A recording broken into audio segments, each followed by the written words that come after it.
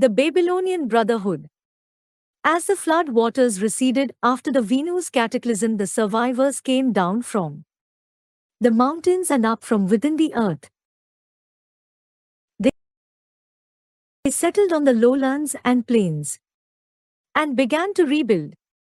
This was when Sumer, Egypt and the civilization in the Indus Valley suddenly appeared at a very high level of technological advancement, although they had existed before and were now restored after the upheavals.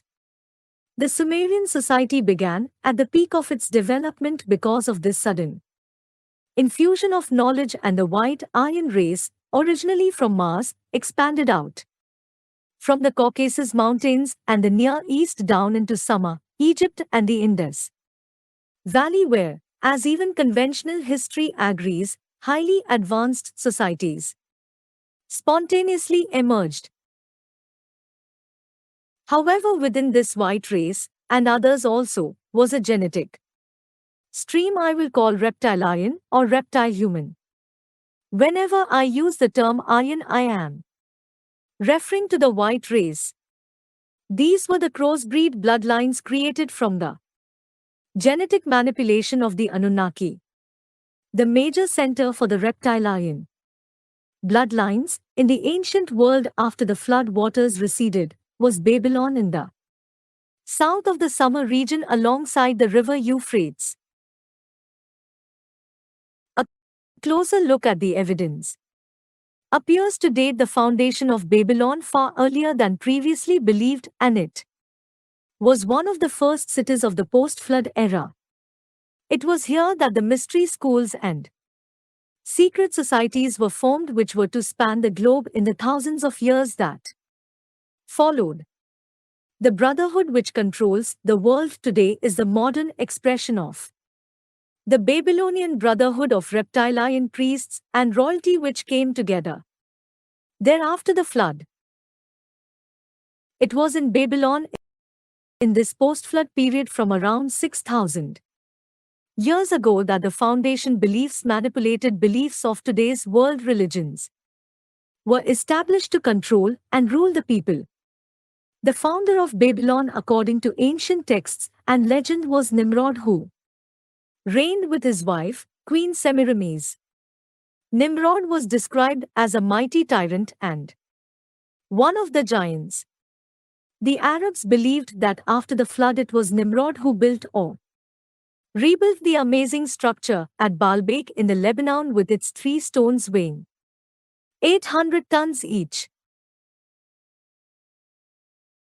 It was said that he ruled the region that is now Lebanon and, according to Genesis, the first centers of Nimrod's kingdom were Babylon, Akkad and others in the land of Shinar, Sumer. Later he expanded further into Assyria to build cities like Nineveh, where many of the Sumerian tablets were found. Nimrod and Semiramis, or the beings those names symbolized, were from the reptile bloodlines, which also became known as Titans. The genetic streams of the reptile possessed humans and the full-blood reptilians. This race of giants or Titans was said to have been descendants of Noah, the baby described in the Book of Enoch, previously the Book of Noah, as being a watcher-human hybrid with extremely white skin. The father of Nimrod in the text of Genesis was Cush, also known as Bel or Belus, who was the grandson of Noah and son of Ham. Cush became known as the deity Hermes, which means son of Ham. Ham or Chem means the burnt one and may have been connected to sun worship. A great network of deities emerged from Babylon and its connections with Egypt. Nimrod and Semiramis have remained the key deities of the brotherhood to this day, under many different names and symbols. Nimrod was symbolized as a fish and queen, Semiramis as a fish and a dove. Semiramis is likely to be symbolic of Ninkhasad, the creator of the reptile-human crossbreeds. Nimrod was the fish god Dago, who was depicted as half man, half fish. It is possible that this was symbolic of him being half human, half-scaled reptile. Queen Semiramis was also symbolized as a fish because the Babylonians believed fish to be an aphrodisiac, and it became the symbol for the goddess of love. Hence the use of the fish in Christian symbolism and architecture. In her role as the Holy Spirit, Semiramis was pictured as a dove holding an olive branch. And Semiramis means branch bearer, as in Ze, the emir, branch, and Amit, bearer. Note also the symbolism of this in the story of Noah and the Great Flood. When the dove came back bearing an olive branch, the return of the reptilians after the flood. The name, Semiramis, was evolved from the earlier Indian deity, Samiramaisi, or Semiramis. A fish and a dove are two symbols still widely used in religious ritual and national ceremony, although most of the people involved have no idea of the true meaning. Sinn Féin, the political wing of the Northern Ireland terrorist group the ERA, has a dove as its symbol, and you find the dove on many of the scepters held by the British monarch. See picture section. Both organizations are modern fronts for the Babylonian Brotherhood, and the doves symbolize Queen Semiramis. The dove to them is not a symbol of peace, but of death and destruction because of the reverse symbolism the Brotherhood employs. If it is positive to the masses, it is negative to the Brotherhood, and this allows their negative symbols to be placed throughout the public arena. No one complains because they have no idea what these symbols, like the dove, really represent. Semiramis was called the Queen of Heaven, also Rhea, the Virgin Mother of the Gods, and sometimes known as the Great Earth Mother, Ninkharsag. She was also worshipped under the name Astarte, the woman who made towers, and this could refer to the Tower of Babel, Babylon, which Nimrod is said to have built. The bloodlines of European royalty came from the reptilian bloodlines of Babylon, and the crown evolved from the horned headgear worn by Nimrod. The horns symbolized the monarch's authority and later became a metal headband with 3 horns symbolizing royal power with divine authority. This is represented by the symbol of the fleur de four, which you find throughout the regalia of modern royalty. See figure 6 overleaf. As I have mentioned already, the Draco royal hierarchy, the winged albino whites, are said to have horns, and I'm sure this is the true origin of the horned headgear of ancient royalty. The classic depiction of the devil also has Draco-like horns. Nimrod was given the title Baal, the Lord, and Semiramis was Balti, my lady. The Latin term for my lady is Mia Domina, which in its corrupted Italian form became Madonna. Nimrod was represented in a dual role of God the Father and Ninus, the son of Semiramis, and her olive branch was symbolic of this offspring produced through a virgin birth. Ninus was also known as Tammuz, who was said to have been crucified with a lamb at his feet and placed in a cave. When a rock was rolled away from the cave's entrance 3 days later, his body had disappeared. Heard that somewhere before? This husband-wife theme of Nimrod, Semiramis and Ninus Tammuz became the Osiris Horus mythology of the Egyptians, with its equivalent in India, Asia, China and elsewhere. Much later it would be Joseph, Mary and Jesus. When the Babylonians held their spring rites to mark the death and resurrection after 3 days of Tammuz Ninus, they offered buns inscribed with a solar cross. Yes, Even the hot cross buns of British Easter tradition come from Babylon.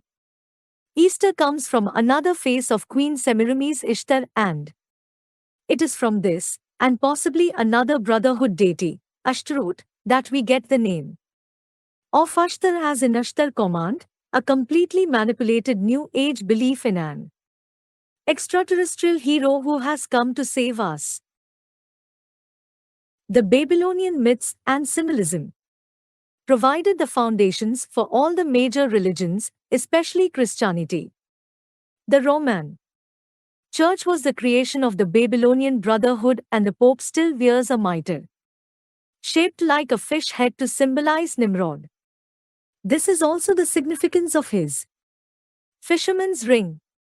The chair of St. Peter in the Vatican was claimed to be a holy relic, but in 1968 it was exposed by a scientific commission as being no older than the 9th century. More significantly, according to the Catholic Encyclopedia, is that it is decorated by 12 plates portraying the 12 labors of Hercules. This same work claims that Hercules was another name for Nimrod before becoming a deity of the Greeks. In 1825, Pope Leo XII authorized the production of a Jubilee medal, and it depicted a woman in a pose that was blatant symbolism of Queen Semiramis. She had a crucifix in her left hand, a cup in her right, and on her head was a seven-rayed crown like the one on the Statue of Liberty, another depiction of Semiramis which was given to New York by French Freemasons. A contact who has relatives working in high positions in the Vatican told me how, during the reign of Pope John Paul II, he was given a guided tour of the place which blew his mind. He was shown the Pope's solid gold bath, which is decorated with all the astrological symbols, and he saw inside the vacuum-sealed vaults which contain thousands of ancient esoteric books which have been stolen and hoarded over hundreds of years of religious dictatorship and so taken out of public circulation. The Roman Church and the Babylonian Brotherhood are one and the same. Nimrod was also Enos, the god with two faces, who was later known to the Romans as Janus. One of the Anunnaki brothers, Enki, the serpent god, was also known as Ea. The Freemasonic eagle with two heads looking left and right, east and west, is symbolic of Nimrod in the role of Enos, and I would suggest that the eagle is symbolic of the winged Draco. Enos, it was said, held the keys to the doors of heaven. And he was the sole intermediary between God and humanity, therefore any belief not supported by him was false and should be condemned. This was a wonderful tool for the Babylonian priesthood to impose their will on the populace, and exactly the same scam has been played by their successors, the Christian priests, the rabbis, and the priesthoods of Islam, Hinduism, and all the rest. The Roman Catholic title of cardinal comes from the word cardo, meaning hinge, and relates to Nimrod's role as guardian of the door to heaven. The Babylonian priests even established a governing body they called the Grand Council of Pontiffs, a name later transferred to the Church of Rome. The Babylonian high priest, who instructed the inner circle initiates, was known as Peter, meaning the great interpreter. The feast day of the Christian Saint Peter was traditionally celebrated on the day the sun entered the astrological house of Aquarius, the very day that Enos and Janus were honored. The Babylonian religion, like all the lookalikes that were to follow, consisted of two levels.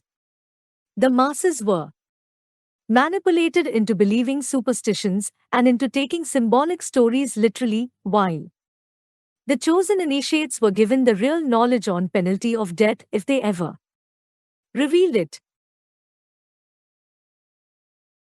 In this way, the truth about life, human potential, history, and the reptilian agenda were lost to the population and kept only for the few. Human sacrifice was fundamental to the religion of Babylon, and wherever the Babylonian Brotherhood and their reptilian bloodlines have traveled, human sacrifice has always gone with them because the reptilians demand these rituals. The malevolent ones seem to be addicted to blood, and this has been passed on to their crossbreeds as the evidence I shall present will show. The Babylonian priests were required to eat some of their sacrificial offerings, and so the word for priest, tehnabal, became the term for eating human flesh, cannibal. Moloch, the name of that flying lizard I mentioned earlier, was another name for Nimrod. Tammuz. Tam means to perfect and Muz means to burn. You can see the symbolism of Tammuz Moloch, therefore, in the rituals of burning children alive in honor of this deity which, staggeringly, still go on today.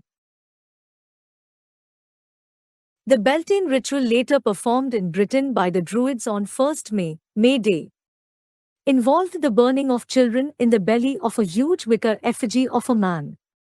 This was inherited from the Babylonians when the Brotherhood expanded across Europe. Indeed, it may well be that the reptilians had once based themselves in what is now the United Kingdom and Ireland before they moved their main focus to the Near East and Africa. The Feast of Tammuz was on 23rd June and celebrated his ascension from the underworld. When he was resurrected, Tammuz was known as Ons, the fish god. And Ons is a version of the name John. For this reason, John has been used as a symbol for Tammuz Nimrod in symbolic characters like John the Baptist. 23rd June, the Feast of Tammuz, became the Christian day called St. John's Eve. The Nimrod Semiramis combination has been depicted under countless names in the civilizations and cultures which have followed. These deities throughout the world may seem to be an unfathomable tidal wave of names, but they are overwhelmingly different names for the same two figures. Another deity widely used in Satanism for the sacrifice of children today is Kronos, the king of the Cyclops in Greek legend.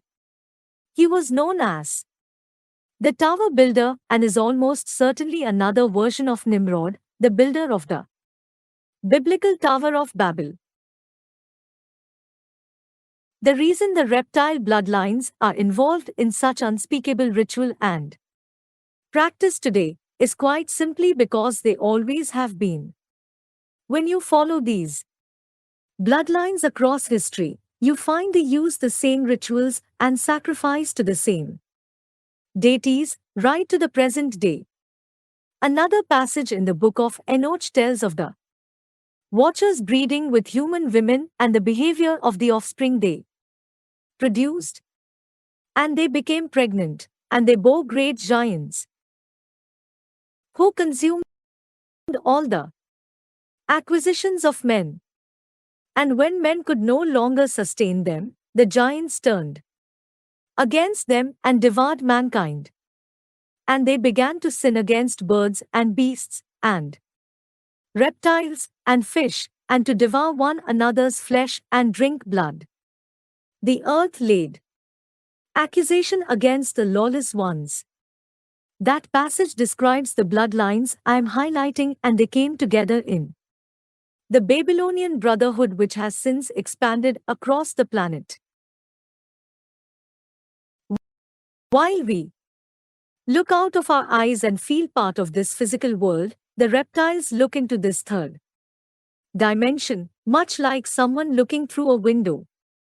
In this case, the eyes of the physical body. We are consciously in the third dimension, they are consciously in the fourth, looking into the third. When you know what you are looking for, it is the eyes that give them away.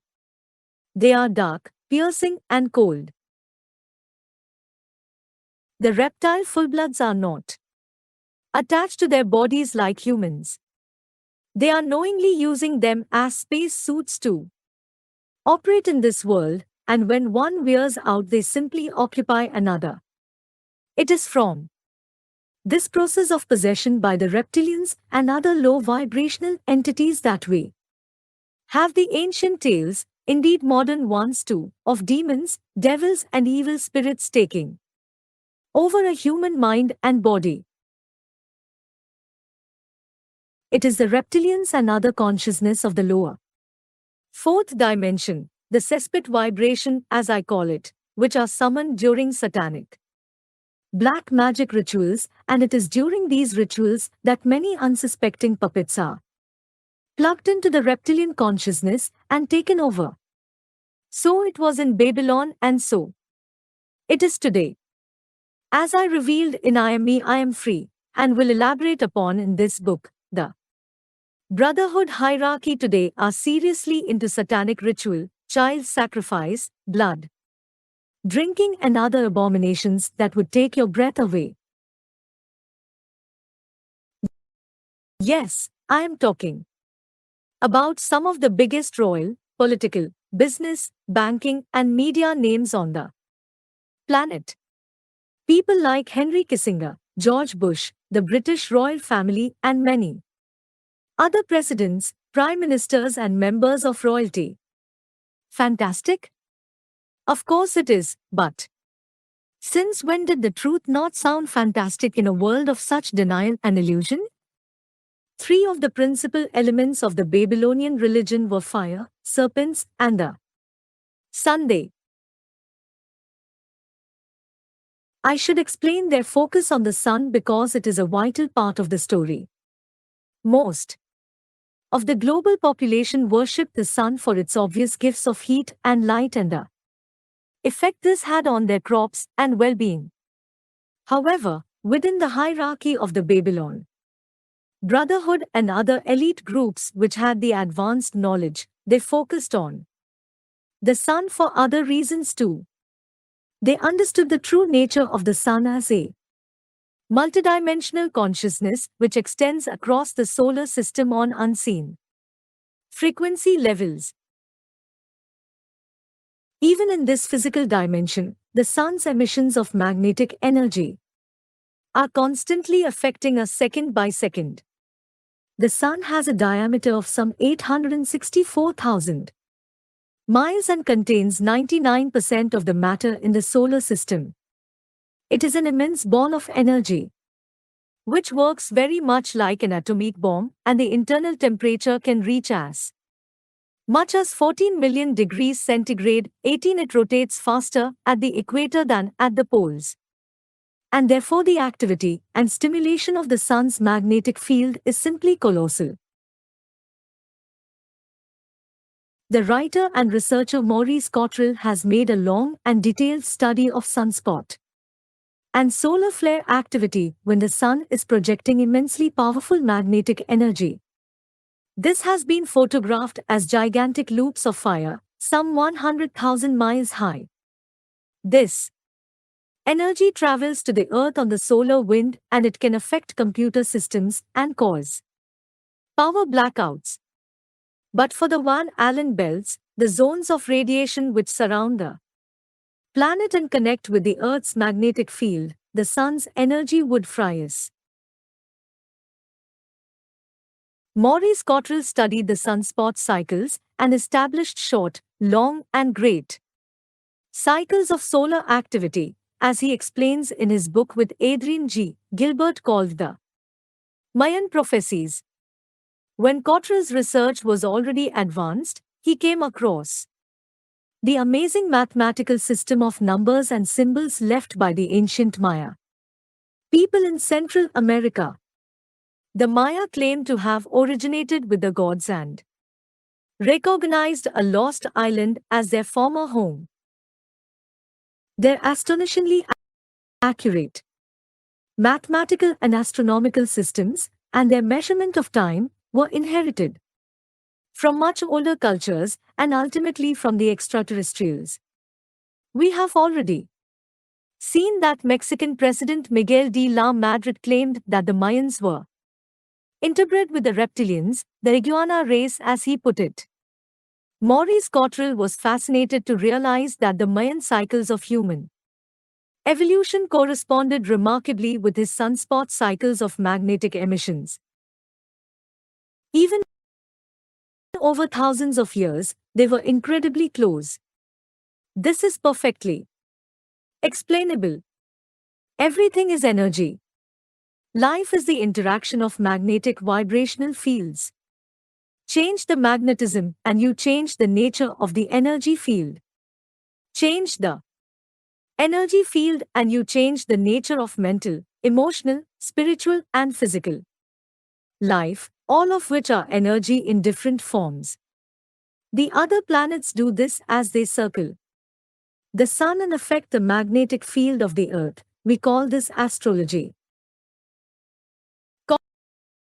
Cottrell believes that we are affected by these fields most powerfully at the time we are conceived rather than the time we are born, a point which has much validity.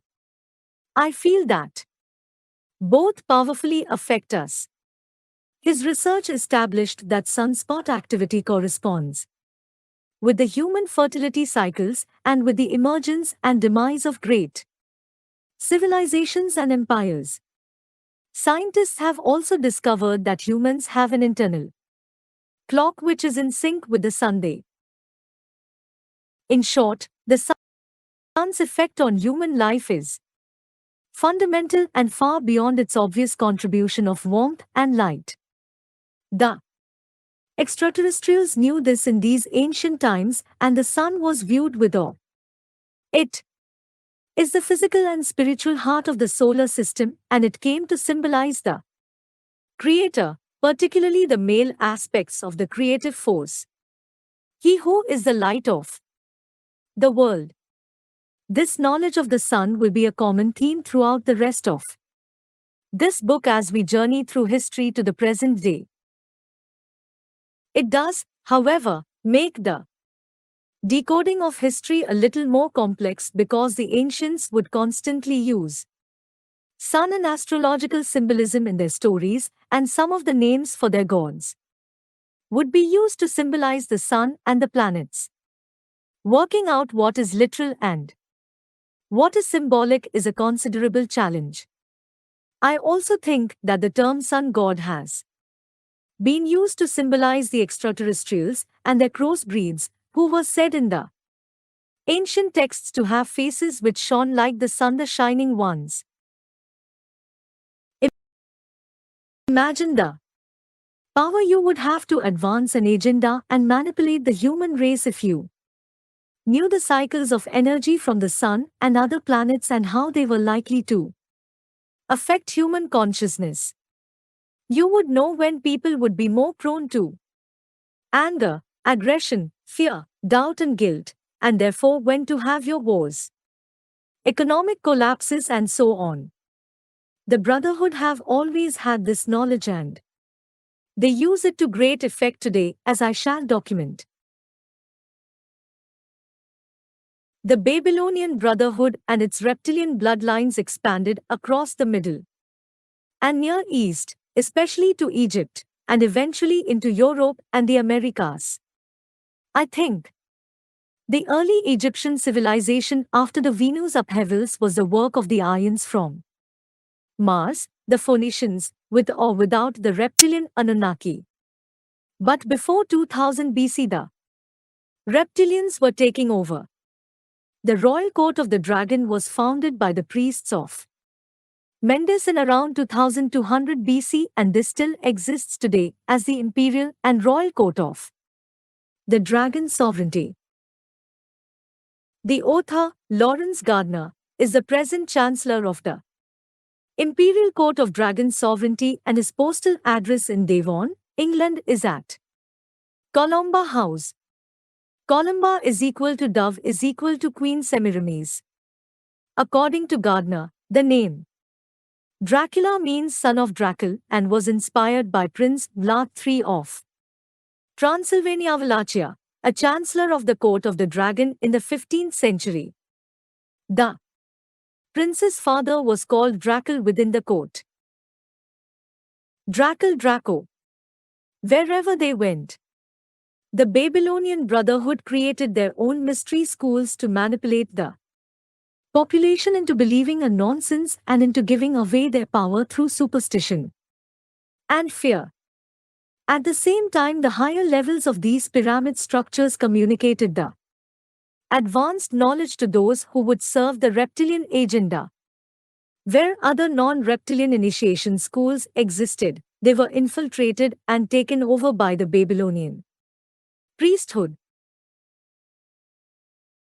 Mystery schools have been around for tens of thousands of years, probably hundreds of thousands, and they are used to pass on advanced knowledge to those the hierarchy and priests decide are worthy enough. In his book, The Masters of Wisdom, J.G. Bennett writes of how the Russian mystic, Gregory Gurdjieff, told him that the mystery schools went back at least 30,000 to 40,000 years. 21 Gurdjieff said he had learned this from cave drawings in the Caucasus Mountains and Turkestan. I often hear New Age people scream with indignation at the thought that the ancient mystery schools were part of the manipulation. Well, first of all, there should be no structures, whatever their intent, that deny knowledge to people. I don't care what their intent may be, once you consider it your right to deny knowledge and decide who should and should not have access to it, you are playing a very dangerous and arrogant game. There were those of positive intent who wanted to use the mystery schools to give the knowledge to people they believed would use it wisely, and I am not suggesting that all these schools were malevolent, certainly not. But even the positive ones were eventually infiltrated by the servants of the reptilians. As Manly P. Hall, the Freemasonic historian, wrote, while the elaborate ceremonial magic of antiquity was not necessarily evil, there arose from its perversion several false schools of sorcery, or black magic, in Egypt.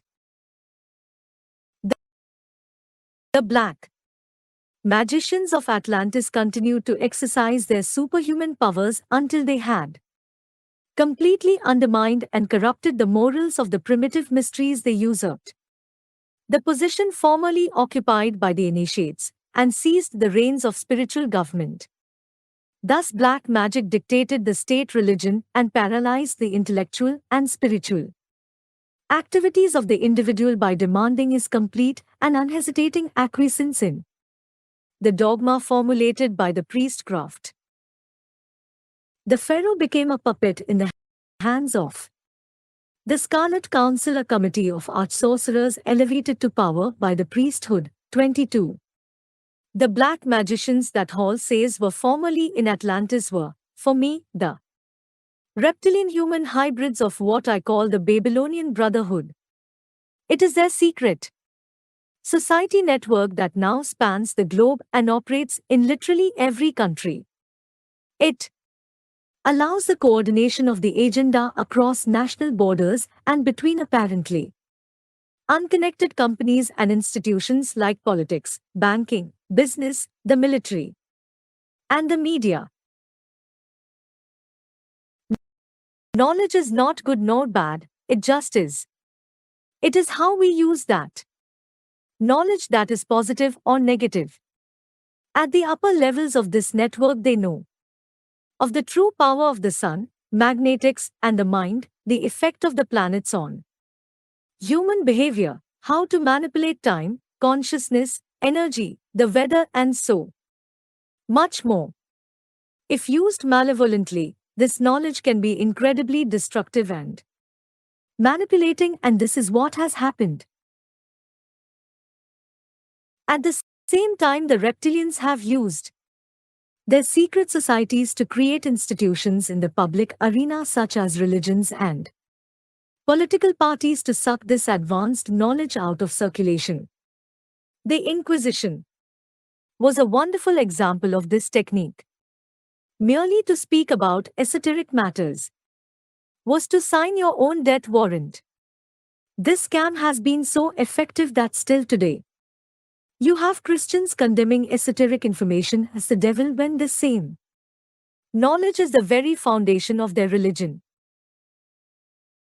If you want to know where Christianity really came from, stick around. It is recycled paganism, and provably so.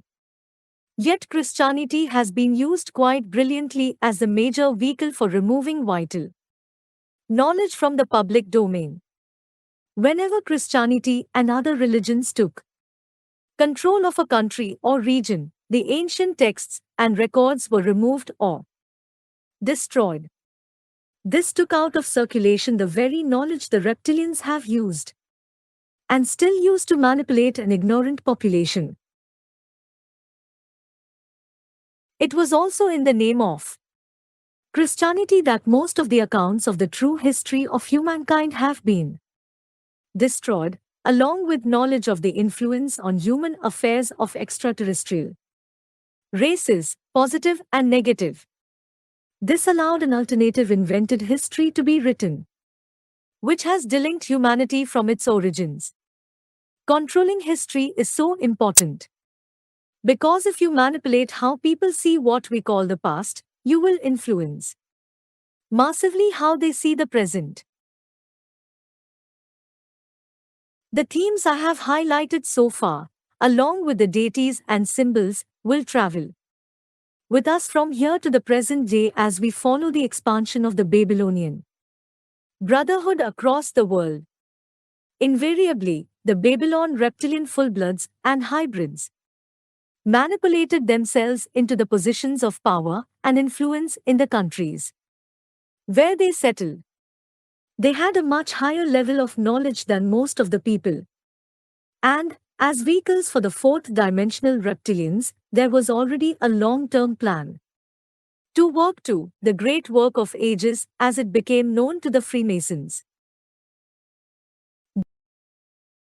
They allowed the non-reptilian population to do the work, and then, when new societies were established, the brotherhood priests and initiates would hijack the positions of religious and political power and ensure that any advanced knowledge in circulation was sucked out of the public domain and into their mystery schools and secret societies.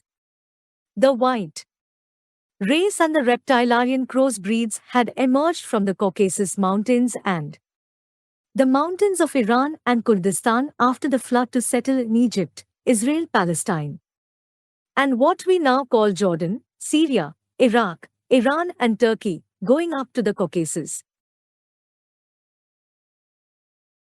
Significantly, it was from this same region that all the world's major religions emerged, and this is no accident.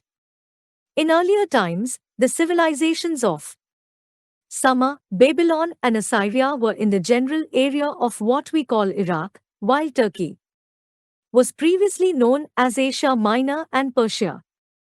Richard Lawrence, the Archbishop of Cashel, who translated the first English edition of the Book of Enoch from the Ethiopian, established from the descriptions of the longest day of the year that the author of the text had to have lived in the Caucasus region and not Palestine, as most people believed.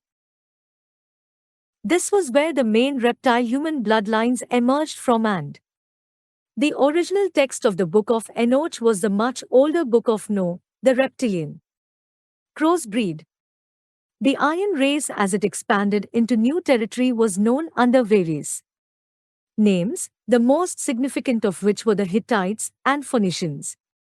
I think there were definitely other iron settlements outside this region, possibly Britain among them, and certainly the reptilians were operating in other parts of the world, like the Americas. But this mountainous region around the Caucasus and down to the plains of Sumer and Egypt is a key to the true history of humankind over the last 7,000 years. The Caucasus Mountains came up again and again in my research, and how appropriate that in North America white people are known as Caucasian. Even according to official history, it was a white Aryan race from the Caucasus Mountains region which moved into the Indus Valley of India about 1550 BC and created what is today known as the Hindu religion. It was this same Aryan race, they called themselves Arya, which introduced the ancient Sanskrit language to India and the stories and myths contained in the Hindu holy books, the Vedas. L.A. Waddell, in his outstanding research into this Aryan race, established that the father of the first historical Aryan king of India, recorded in the Mahabharata epic and Indian Buddhist history, was the last historical king of the Hittites in Asia Minor. The Indian Aryans worshipped the sun as a father god Indra, and the Hittite Phoenicians called their father god Bel by the name Indra. Under many names, this same Aryan people also settled in Sumer, Babylon, Egypt and Asia Minor, now Turkey, and other Near Eastern countries, taking with them the same stories, myths, and religion. This is why, as we shall see in detail later, all the major religions tell the same tale but using different names. They all come from the same source, this Aryan race, which seems to have originated on Mars, and the reptile-human bloodlines operating covertly within them. What we call the Jewish race also originated in the Caucasus region, and not, as claimed, in Israel. Jewish historical and anthropological sources have shown that only a few of the people known as Jewish have any genetic connection to Israel. In the 8th century, a people called the Khazars living in the Caucasus Mountains and southern Russia had a mass conversion to the Jewish religion. Later, when that empire folded, these same people made their way north over a long period of time to settle in other parts of Russia, Lithuania and Estonia. From there they entered Western Europe and eventually the United States. The Rothschild family is one of these bloodlines. These are the same people who justified the takeover of Arab Palestine after the last war by saying that God had given them an ancient right to that land as his chosen people. In truth, their original homeland is the Caucasus region and southern Russia, not Israel. See? And the truth shall set you free for a detailed and sourced account of this story and the secret society manipulation that was behind the creation of Israel, or Rothschild land as it really is. The white race expanded northwards into Europe. The first people went by sea under the name, the Phoenicians, and over many centuries others migrated overland. Two of the latter groups were called the Cimmerians and the Scythians, and through a series of name changes these same bloodlines populated Europe and reconnected with the earlier Aryan settlers of Britain and Northern Europe who had been installed by the seafaring Phoenicians. The Phoenicians are crucial to the story and I will come to them in detail in a moment.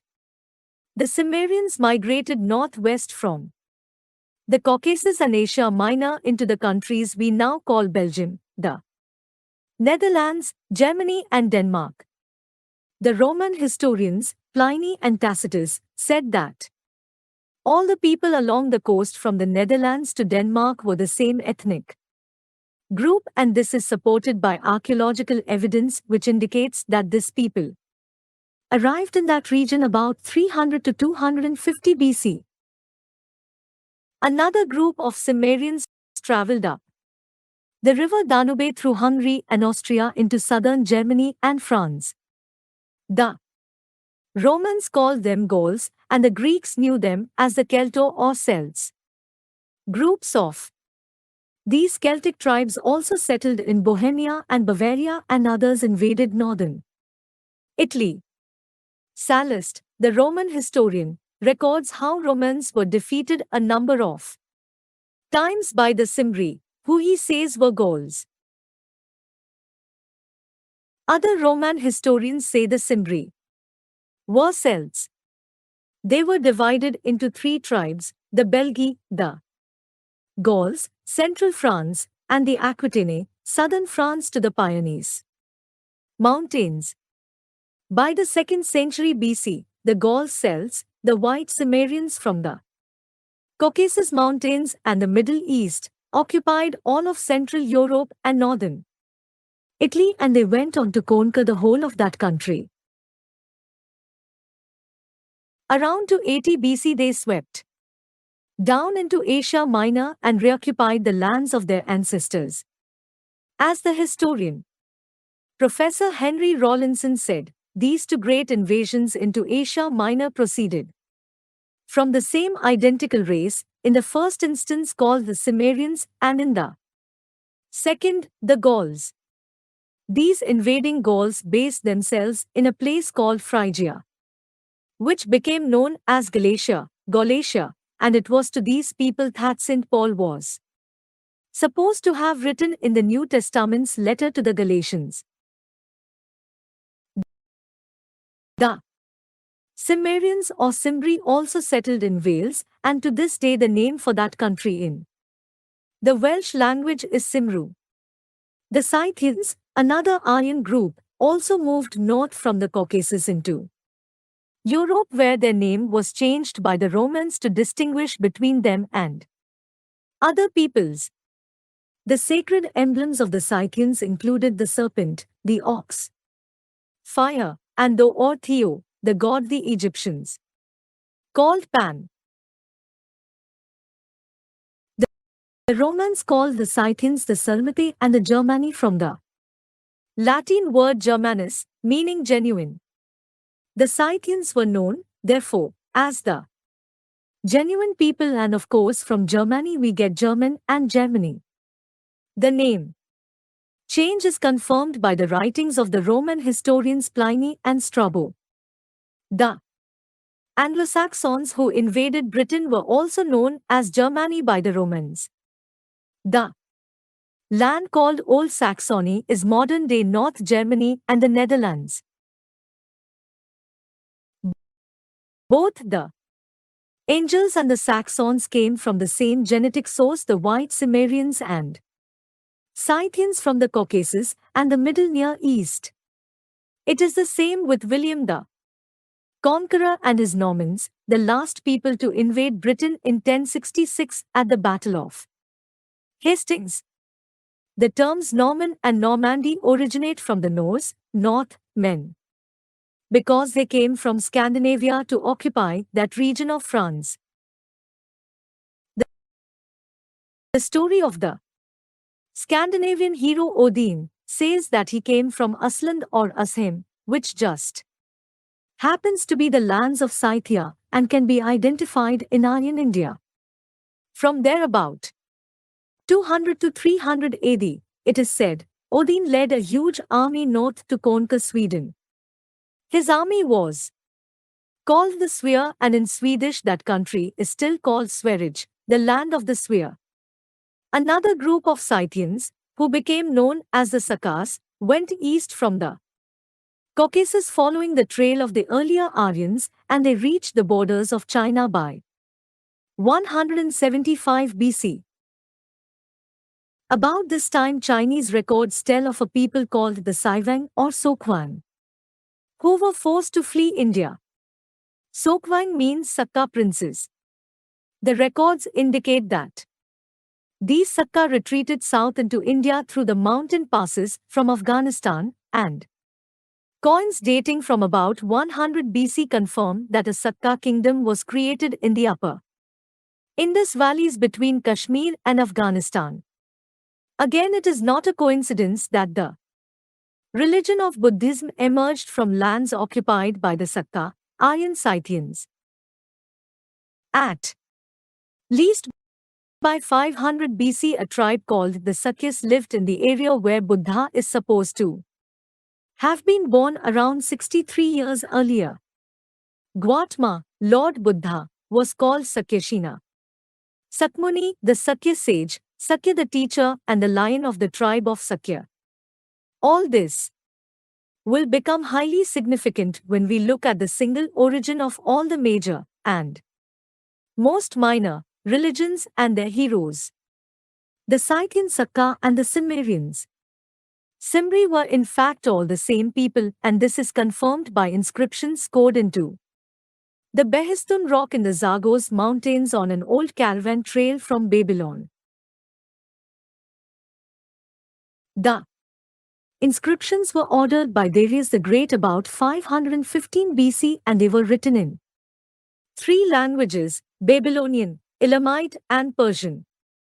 Whenever the Elamite and Persian versions say Sakka, the Persians Babylonians use the term Cimmeri. So these white iron peoples under different names with their same religion and religious heroes under different names expanded from their origins in the Caucasus and the Middle and Near East and went overland into Europe, India, and as far as China. And within them were the reptile-human bloodlines who battled for, and eventually won, supremacy to control the course of events as the kings, queens, priests, and military leaders under the collective title I dubbed the Babylonian Brotherhood. That the Babylonians were part of the Aryan race is confirmed by ancient inscriptions and titles. The Cassi or Cassi was a title first used by the Phoenicians about 3000 BC, and this was adopted by the Babylonians who ruled the Mesopotamian Empire. Cassi also appears as a personal name of Phoenicians in Egypt, and Cassi was the inspiration for the ruling kings known as Catti in pre-Roman Britain, one of whom minted Cas coins featuring the sun horse and other solar symbols. This iron expansion began as far back as 3000 BC, probably earlier, with their seafaring branch, the Phoenicians.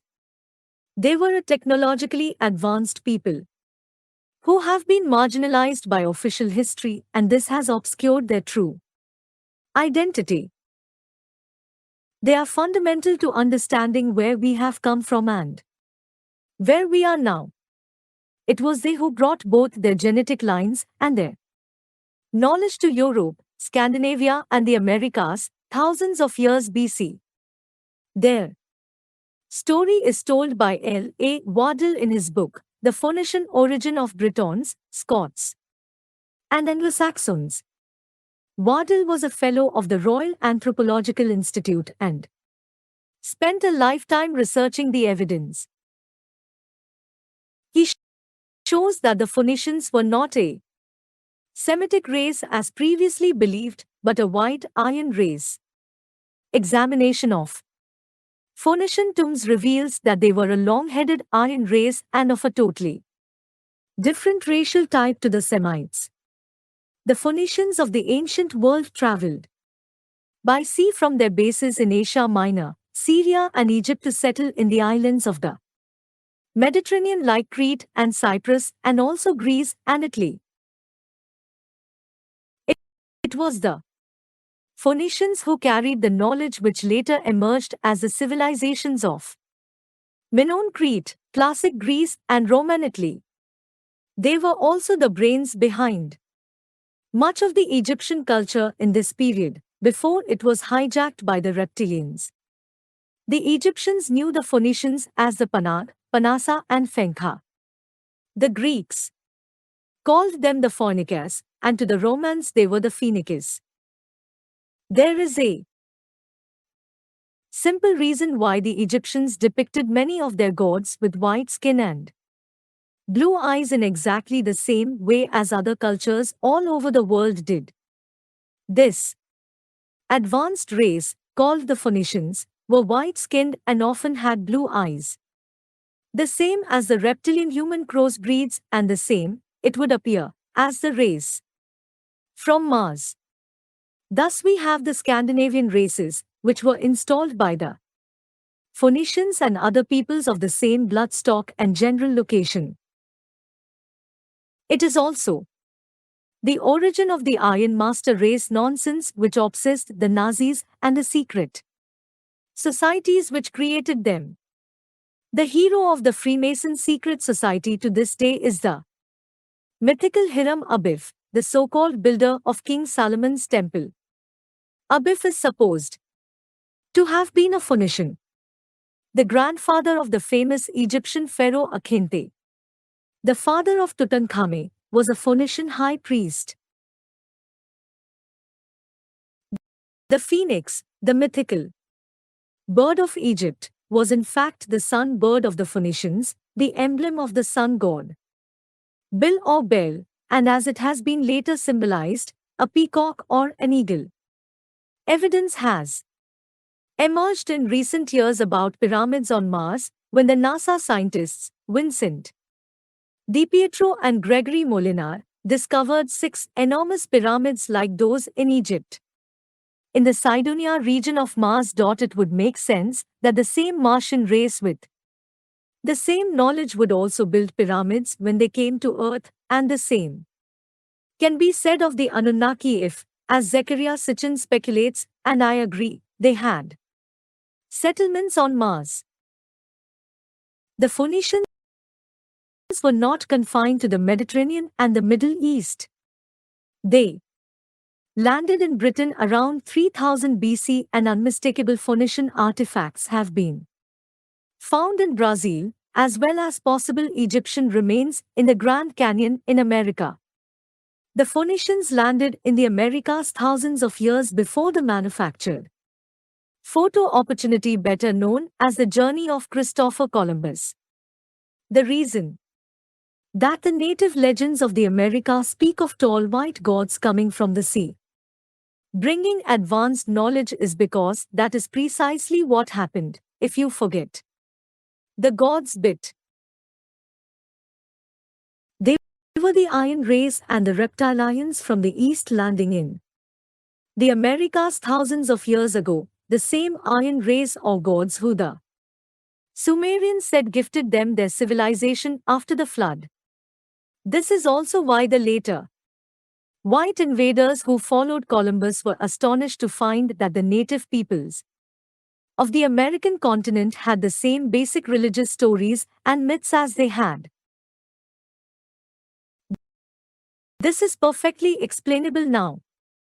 They came from the same source, the Aryan race, known as the Phoenicians, among many other names like Sumerian and Hittite, with the reptilian bloodlines within them.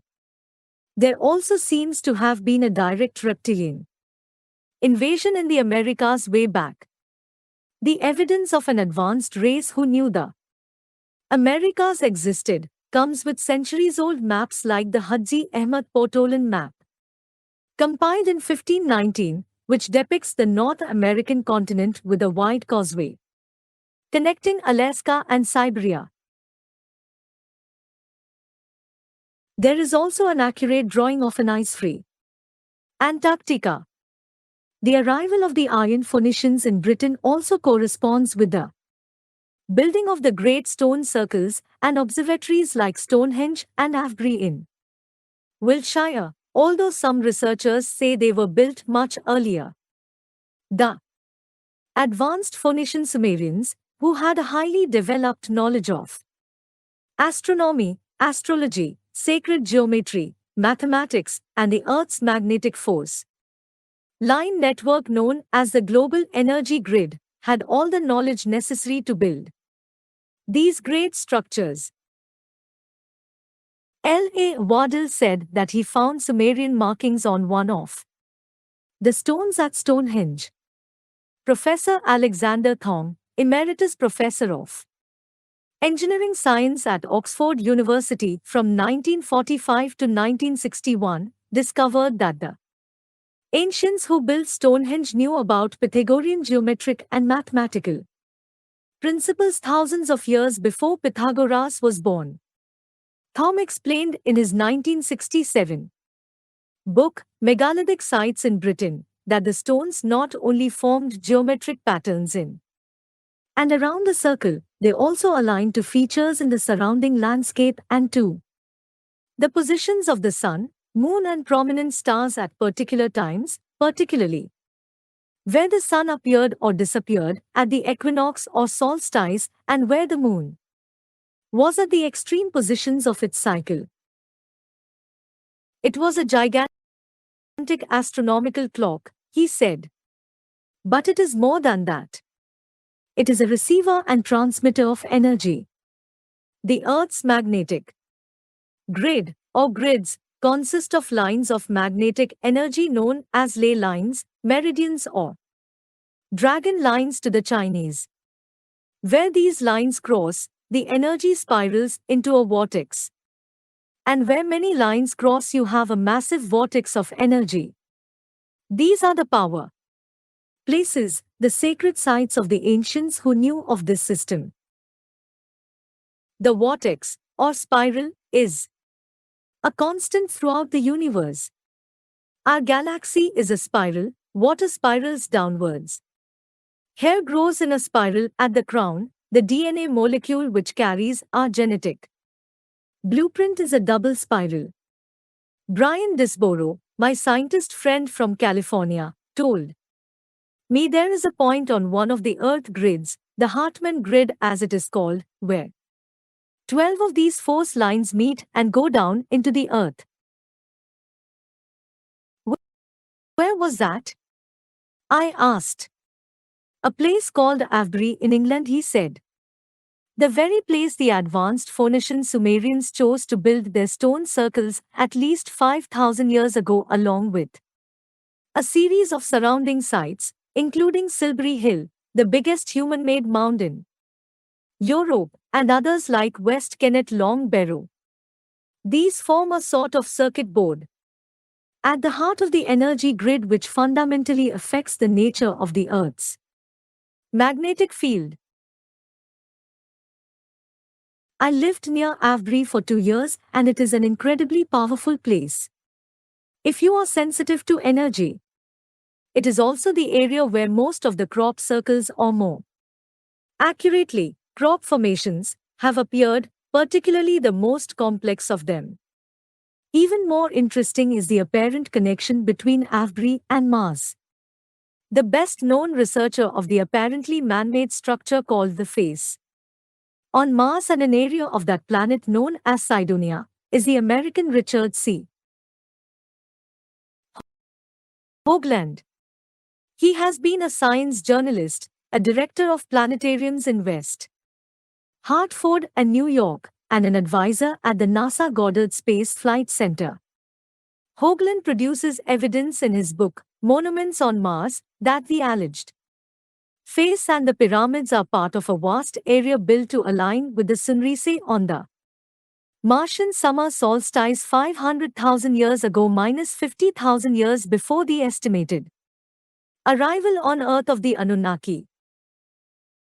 I have little doubt that the same race that built the structures in Cydonia, including pyramids, also built Stonehenge and Avebury. There is evidence, in fact, that Avebury could be a mirror image of the complex at Cydonia. When you take same-scale topographical maps of both places and superimpose one on the other, the correlation of objects and the distances between them is incredibly similar, as members of Hoagland's team established. He also discovered that this Mars city was built according to the same laws used to create other similar complexes on the Earth. The same mathematics, alignments, and sacred geometry can be found in Cydonia on Mars and in the great structures of the ancient world like those at Stonehenge, the pyramids at Giza in Egypt, Teotihuacan in Mexico, and in Zimbabwe. These mathematics accord with the golden mean geometry as depicted by the Italian artist Leonardo da Vinci in his picture of the man inside a circle. Da Vinci, as we shall see, was a leading initiate of the secret society network, and this is how he was able to predict the coming of the telephone, design flying machines and tanks, and design bicycles in the 15th and 16th centuries, which look basically like the modern version today. Another constant is the latitude of 19.5 degrees. This is the latitude on which the pyramids, many ancient temple complexes, and other sacred structures were built. It is also where you will find the volcanoes on Hawaii, the shield volcanoes on Venus, the massive Olympus Mons volcano on Mars, the dark spot on Neptune, the red spot on Jupiter, and the main area of sunspot activity, north and south, on the Sunday. This all fits like a glove because sunspots are emissions of incredibly powerful electromagnetic energy from the sun, and volcanoes are obvious emissions of energy from the planets. Not surprisingly, therefore, 19.5 degrees is the point of energy exchange between rotating spheres, and the hierarchy of the ancients knew this. The Sumerians knew, for instance, about the cycle of what is called precession. This is the effect of the Earth's wobble, which slowly moves the planet on its axis so that it faces different star systems or astrological houses over many thousands of years. As their records show, the Sumerians knew that it took 2,160 years for the Earth to move through each house and 25,920 years to complete the cycle, the period it also takes the solar system to complete its journey around its galactic center. We are completing one of these cycles now, hence the enormous change that is upon us. Ancient temples all over the world reflect these cycles of precession in their geometry and mathematics. Isn't it amazing what primitive people can do? The elite of the Phoenicians had enormous knowledge of the Earth's energy grid and its potential to affect human consciousness. After all, we live within the planet's magnetic field. When it changes, we change. If you live in water and the water changes, you are fundamentally affected. And it is the same with the energy ocean that we occupy. Thus you have the movement of the planets affecting the Earth's magnetic field and through that affecting us. The Brotherhood don't want us to know any of this, and so they have used their religions, like Christianity, to condemn astrology as the work of the devil and their science to dismiss it as mumbo-jumbo. The mystery stone circles and structures are much less mysterious when you seek answers with open-minded research. The evidence strongly suggests that they were built by the Phoenicians who came here from the Middle and Near East. It is the same with the mystery white horses scored into the chalk hillsides of Britain. Just before I wrote this chapter, I visited the oldest white horse in Britain, the famous one at Uffington in Wiltshire, not far from Avebury. See picture section. The plaque said that its date of construction was about 3000 BC, exactly the period when the Phoenicians arrived in the British Isles. Why should the Phoenicians score white horses into the hillsides of Britain? Again, the answer is simple. Their religion was focused on the sun, and the white horse was a Phoenician symbol for the Sunday.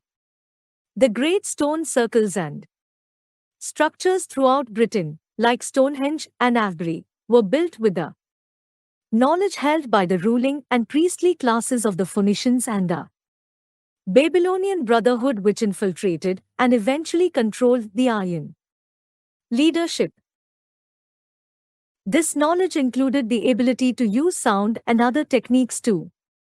throw a magnetic field around a massive stone and delink it from the laws of gravity. It then becomes weightless. This period of around 3000 BC is very significant.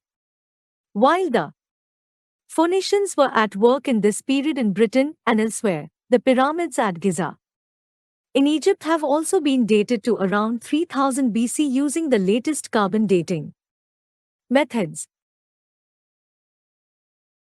Traces of charcoal found within the mortar apparently made this possible. The Aryans of the Near and Middle East had many names: the Hittites, the Phoenicians, the Goths, and so on. You can follow words and names through these apparently different cultures to show that they came from the same source. Some of the stone circles are sometimes called hairstones, which, according to L.A. Waddell's research, evolved through Hari or Haria, the title for the ruling Goths, and from the Hittite title of Hari, Ari, or Aryan. Hairstones are Aryan stones. Just as Ha Krishna means Aryan Krishna, very appropriate given that the Hindu religion was the work of the Aryans. You also have Castlereagh stone circle near Keswick in Cumberland. The word Rig was a title for Gothic kings and princes, and the Gothic came from the Aryans. Ancient depictions of Aryan kings in Cilicia have them wearing the Gothic style of dress. The name of Keswick itself means abode of the Case, the Cassi or Khatti clan of the Hittites, and the county of Cumberland has evolved through names like Sivai Mavai and Cumbers. From its origin, Summer. The term Aryan comes from a Phoenician word, Ari, meaning noble one. Thus we get the name Sumerian.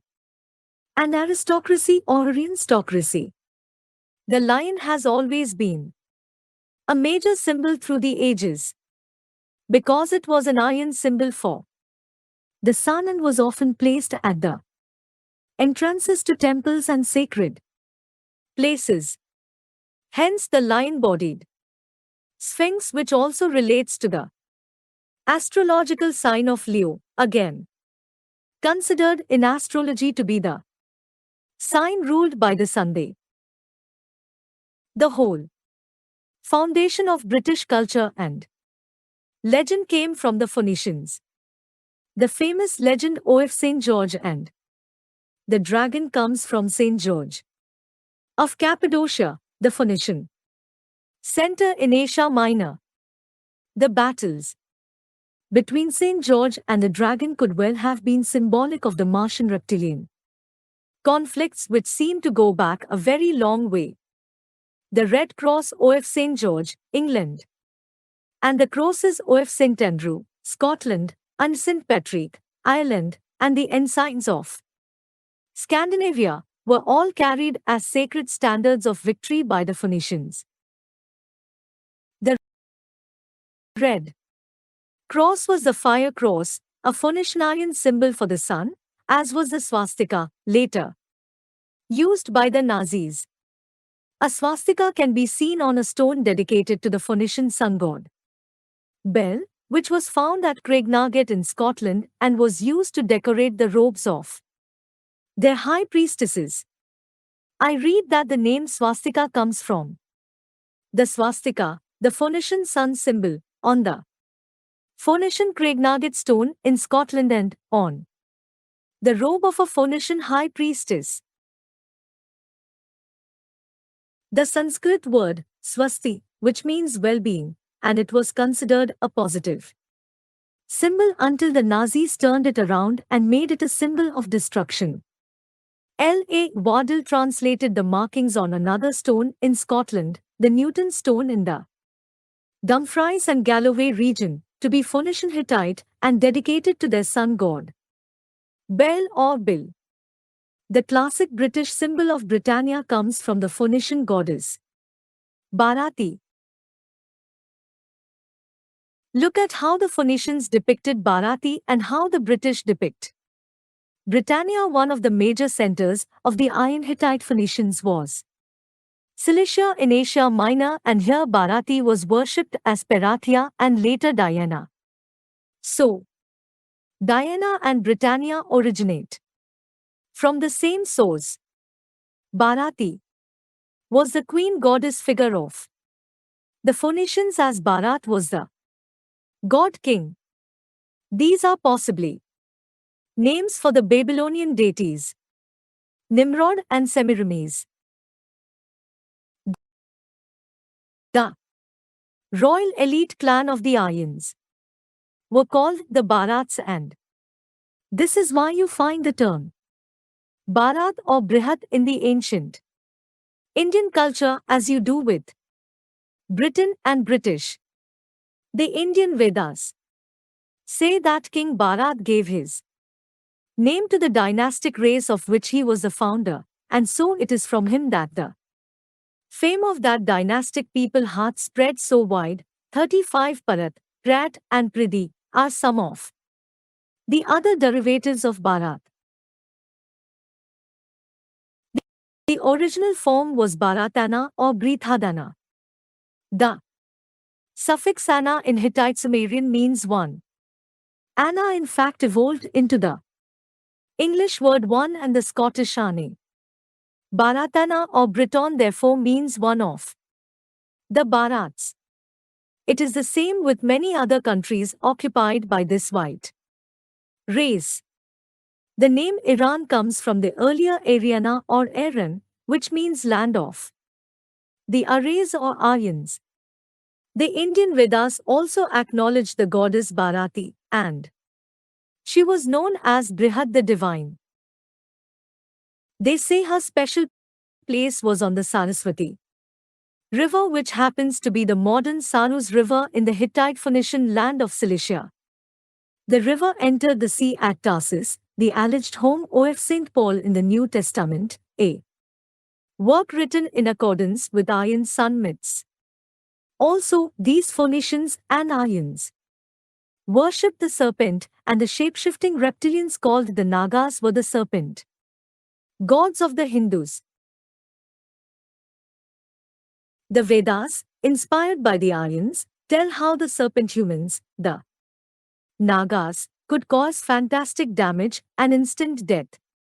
The Nagas were also said to have appeared at the birth of the man who became known as Buddha, and the serpent plays a part in the legend of Krishna.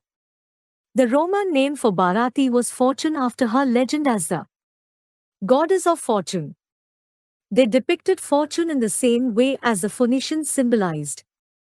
They are the same deity and alternative names for Queen Semiramis in Babylon and Isis in Egypt. Bharati and the British do with Britannia. All were associated with water, as you expect, with a seafaring race like the Phoenicians. The Egyptians, too, had a goddess called Birth, the goddess of the waters, and she was another mirror of Bharati because the Iron Phoenicians were the force behind Egypt. Birth was described by a Babylonian emperor about 680 BC as a Phoenician god across the sea. 38 in Crete, another Phoenician center under the title Minon. Their goddess was Britomatis.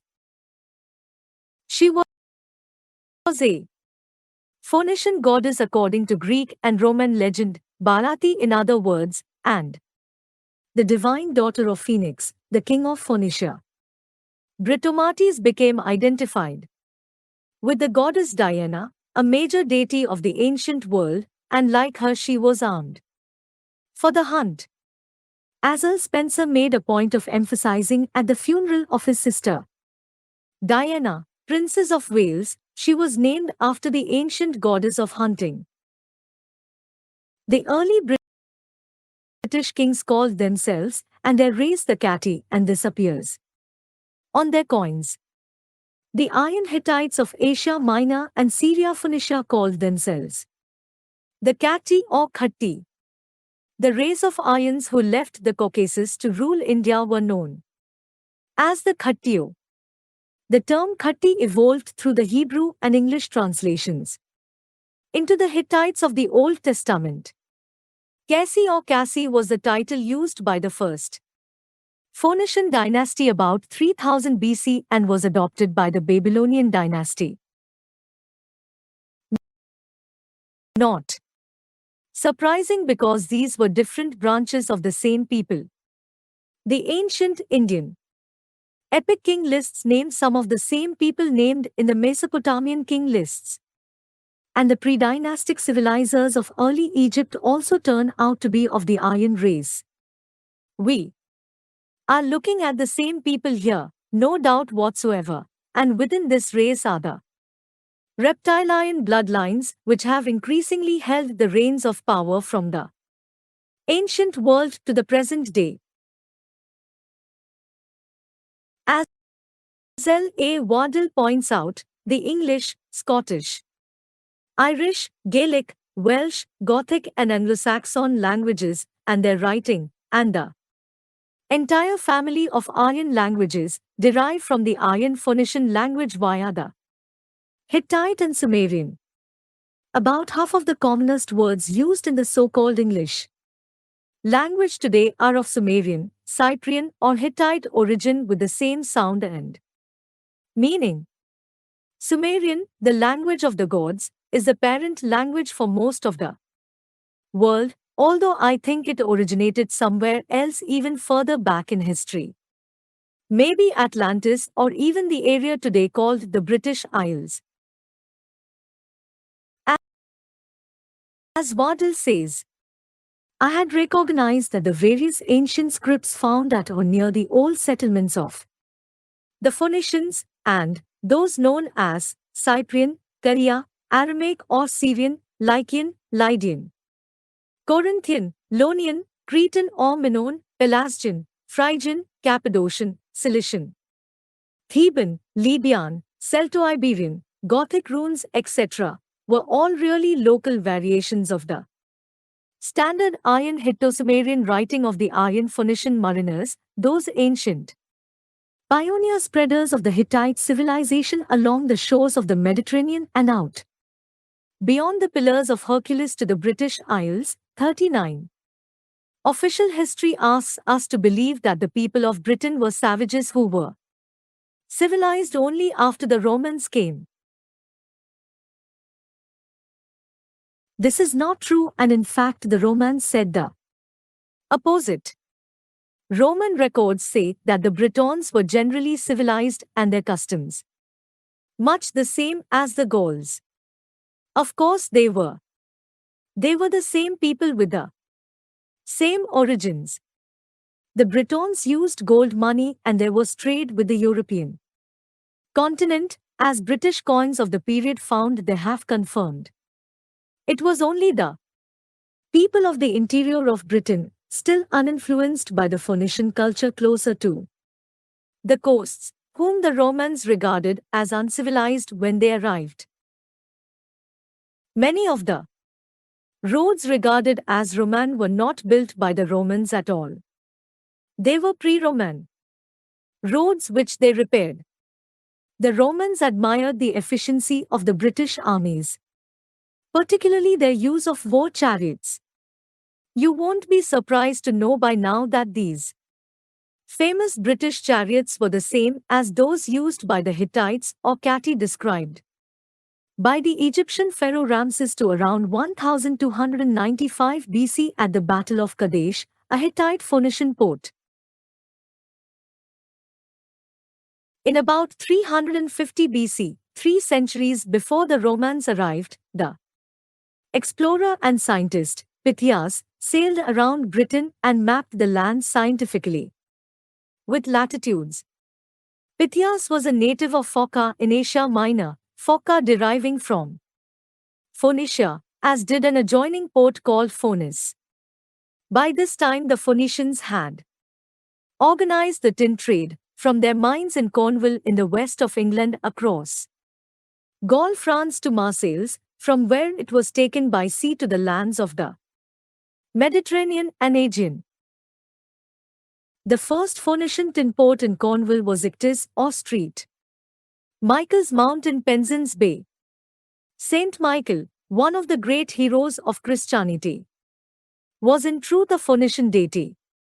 There is endless evidence to prove the ancient link between the British Isles and Ireland and the culture of North Africa and the Near East. They say if you want to expose corruption, follow the money. Well, if you want to identify the passage of people and cultures, follow the language. The Irish language today is English, which replaced Gaelic, and Gaelic itself evolved from a now lost earlier language. Gaelic speaking missionaries in the Middle Ages had to use interpreters to communicate with the Picts, the ancient people of what became Scotland, and Cormac, a Gaelic-speaking Irish king of the 9th century, referred to the language of the people of Munster in southwest Ireland as the Iron language. But even Gaelic connects us very firmly into the Middle East. In Connemara, in the west of Ireland, is a community which still speaks Gaelic as its first language. Their C-numbers singing, the basis of all Irish music, is amazingly similar to the native songs of the Middle East. Even trained ears find it almost impossible to distinguish between the chants of the Gaelic singers and those of Libyans. Charles Acton, the music critic of the Irish Times, wrote, "If one listened for hours in the desert of an evening to Bedouin Arabs singing narrative epics and then returned to Ireland and heard a fine C-numbers singer using the same ismata and rhythm, one finds the resemblance almost uncanny.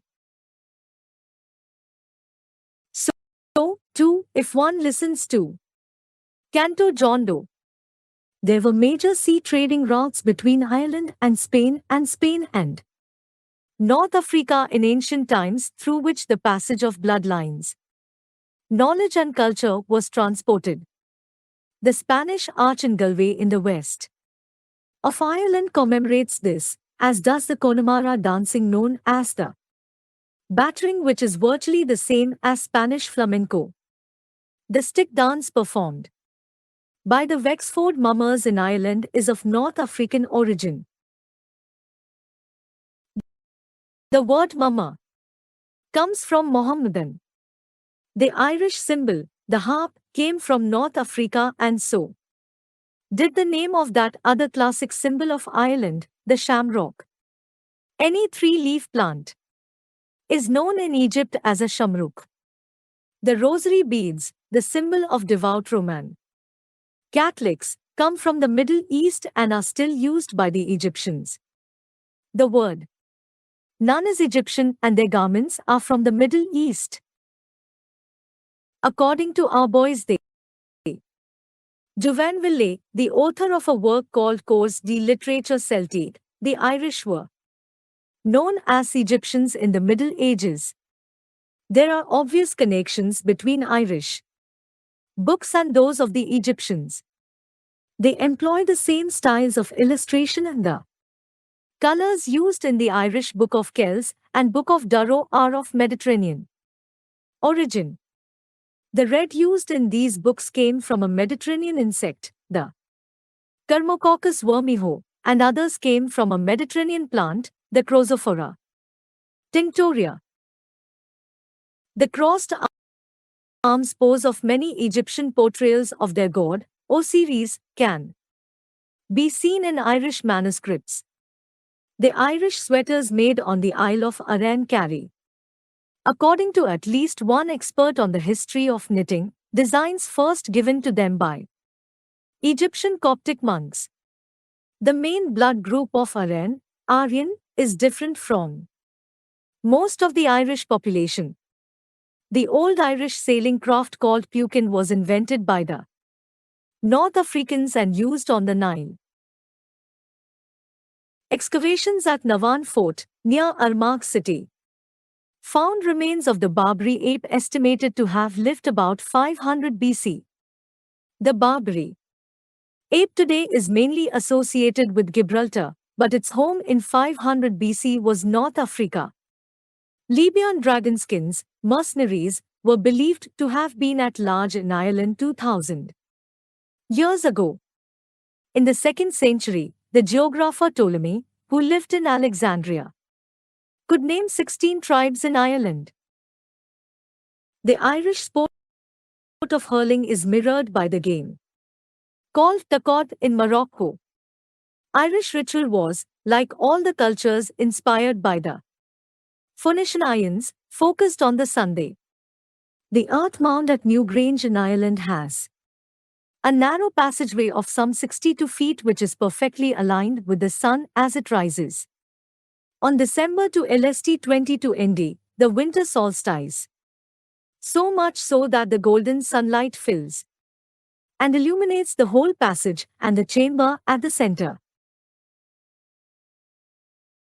The entrance to structures in the Mediterranean, particularly the one at the Palace of Minos in Crete, are the same.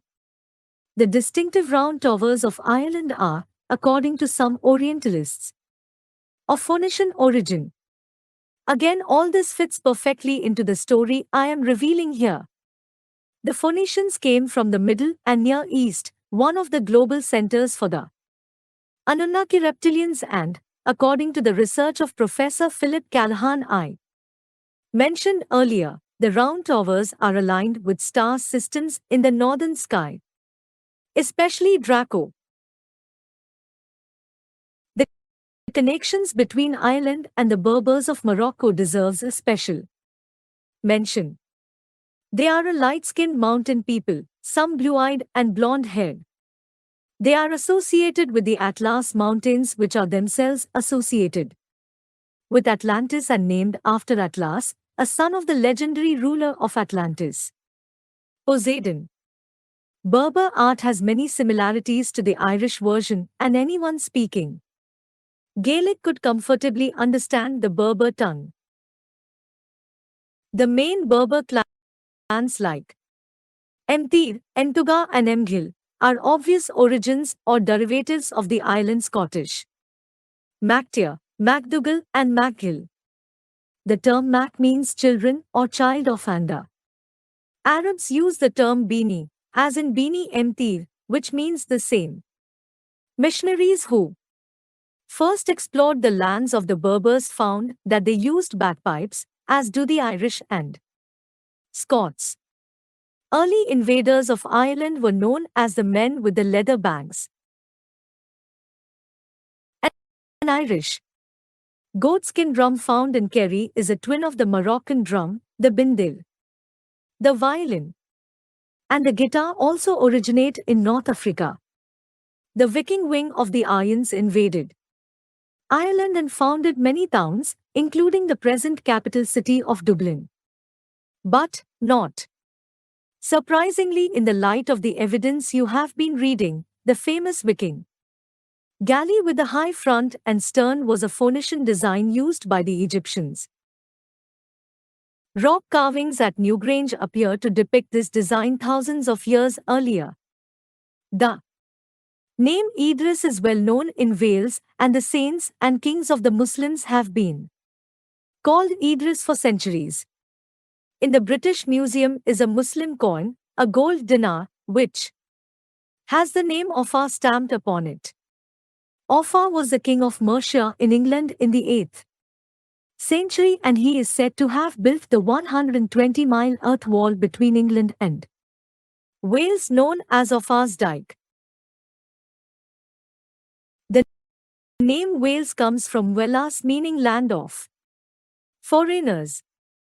The Welsh, like the Irish, explored the northern waters around Iceland before the Vikings, and it is said that the Welshman Prince Madoc went ashore in America 3 centuries before Columbus. That's very possible because if he had access to the knowledge of the Phoenicians, he would have known that the Americas were there.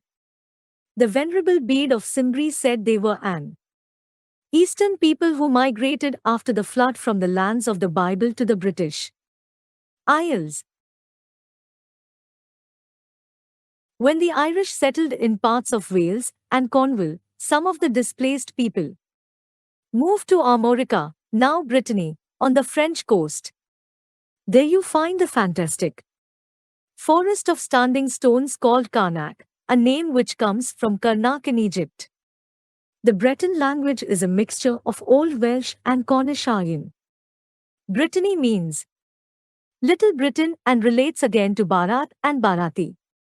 Armorica means land facing the sea, a perfect description of America approached from the Atlantic. This is surely the true origin of the name America, and not Amerigo Vespucci, the explorer from Florence, who was the contractor for Christopher Columbus in Spain. The Isle of Man was also populated by the Irish Aryans, and it became a very sacred land. It was one of two places in Britain. Anglesea in North Wales was other, where the arch-druids were based. These were the highest-ranked members of the ancient British priestly class, who inherited their knowledge from the Phoenicians and later the Babylonian Brotherhood. The Isle of Man's three-legged symbol is not unlike that ancient Phoenician symbol for the sun, the swastika. Irish connections with Ethiopia have also been identified. An American researcher, Winthrop Palmer Boswell, wrote a book called Irish Wizards in the Woods of Ethiopia, in which she showed the similarities between Irish and Ethiopian folk stories. The baobab tree is held in great reverence by Ethiopians and Berbers, and Bamba is an old name for Ireland. This reverence for trees in North Africa was expressed in the British Isles and Europe by the Druids and a giant or Titan race, the reptilian human crossbreeds of the ancient Near East, were often symbolized as trees because of their height. In his 1833 book, Phoenician Ireland, Joachim de Villeneuve insisted that Irish Druids were the snake priests of the Phoenician seafarers. This would certainly explain the origin of the Balor of the Evil Eye, the Irish version of the North African god Baal, and the celebration in May of the Baal ritual, Beltane. The evil eye relates to the hypnotic stare of the reptilians. The sun god of the Phoenicians was Bel or Bil, and later became known by the Canaanites and Babylonians as Baal Nimrod. The Druids became the carriers of the mystery school tradition in Britain, Ireland and France, or Britannia, Air and Gaul as they were then called, and some of them became deeply corrupted by the influence of the reptile-human bloodlines of the Babylonian Brotherhood, which established control of the Aryan priesthood as the centuries passed. The origin of the word Druid is not certain. A Gaelic word, druid, means a wise man or a sorcerer, but it may come from the Irish word, druí, which means men of the oak trees. The Druidic mysteries were taught in the darkness of caves, forests, and groves, with the oak tree symbolizing their supreme deity, very much in line with the water tree symbolism. They did not worship the oak tree, it was a symbol, and anything which grew upon it, like mistletoe, became sacred. The holly bush was another sacred symbol of the Druids, and this is where we get the name Hollywood in Los Angeles, the center of the global film industry, which was created by modern initiates of the Babylonian Brotherhood. It has remained in their control, and Hollywood is one of their most important vehicles for mass mind conditioning. Hollywood is indeed a place of magic, as it casts a spell on humanity's perception of itself and the world. The Druids knew about astrology and astronomy, and they celebrated the birth of the sun on 25th December. The moon was also very important to them. Particularly sacred was the night of the new moon, the sixth day, and the full moon.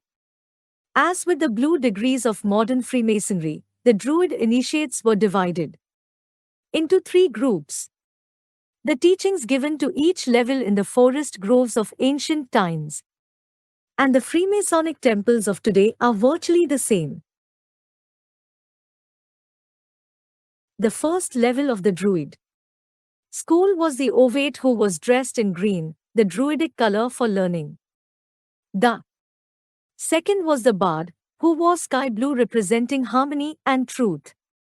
They had the task of memorizing some of the 20,000 verses of Druidic poetry within which the mysteries were hidden. The third, the Druid, would be dressed in a white robe, their symbolic color for purity and the Sunday. To become an archdruid, a spiritual leader, you had to pass 6 levels of degree. The Druids had total power over the population for a long time, and some deeply unpleasant rituals emerged after their mystery school network was taken over by the Babylonian Brotherhood. The basic moral code was taught to all people, but the secret knowledge was, as with all these networks, preserved for initiates under the strictest secrecy. Eliphas Levi, the famous esotericist, said of their healing methods, the Druids were priests and physicians, curing by magnetism. Their universal remedies were mistletoe and serpent's eggs, because these substances attract astral light in a special manner. The solemnity with which mistletoe was cut down drew upon this plant the popular confidence and rendered it powerfully magnetic. The Druids, like the other mystery religions, were carriers of advanced knowledge, which has been kept from the people, and some of them used it for less than positive reasons. I am not condemning the Druids as a whole, and I certainly do not wish to cast a negative interpretation on the work of modern Druids. Knowledge is neutral, and the same knowledge can be used with good or malevolent intent. But there is no doubt that the Druidic religion was infiltrated and began to manifest the classic rituals and behavior of the reptilians, including human sacrifice. The Brotherhood today still uses Druidic rituals in its own black magic ceremonies. Going home? The evidence of the connections between the Middle Near East and the British Isles and Ireland is simply enormous. You can follow the flow of people's knowledge, culture, language, deities, symbols and rituals very comfortably. I wonder, however, if this was all traveling between these two areas of the world for the first time from around 3000 BC, or whether, in the ancient past before the Venus cataclysm, it had all gone in the reverse direction. Could it be that the origins of the Middle Near East cultures had actually been in what became the British Isles and Europe, and after 3000 BC it was taken in the reverse direction? I can't present detailed evidence of this at the moment, but my research is moving that way. If the British Isles and parts of Europe were badly affected by earth upheavals, maybe there was a mass movement of the advanced race from many parts of the world to safer lands, particularly in the Near East. Certainly, the Babylonian Brotherhood and others with advanced knowledge were very keen to make their way to Britain and establish their headquarters there. London became the epicenter of their operations, and it remains so to this day. There must be a very important reason for that, and I think it relates to the energy fields in these lands. The British Isles is a really sacred place to the Brotherhood because it is the center of the Earth's energy grid. It is not without reason that there is a greater concentration of Stone circles, standing stones, ancient mounds and sites, in areas of Britain than in almost anywhere else in the world. Those who understand how to manipulate energy and consciousness would seek to base their activities at the heart center of the planetary energy grid, and they have done this by operating so much of their agenda from the British Isles. London is also a major site on the Earth's magnetic grid, and it became the capital not only of Britain or Bharatland, but also of the Babylonian Brotherhood. To them, it is their new Troy or New Babylon. The city of Troy in Asia Minor, the place made famous by the Trojan Wars and the wooden horse legend, was another Aryan center. It was the old capital of the Hittites. Many of the reptilian bloodlines appear to have been based in Troy, and it remains a sacred place for those at the upper levels of the secret society network who are aware of their true origins. Troy or Troia means three places in Greek and Hebrew, an allusion to the Trinity, another belief that Christianity has stolen from the ancient world. In English, Troy or Troia is Tripoli, the name of the capital of Libya today and home to that Brotherhood frontman, Colonel Gaddafi. Once again, Troy relates to the extraterrestrial fullbloods and crossbreeds, hence the constant obsession with that name by the Brotherhood.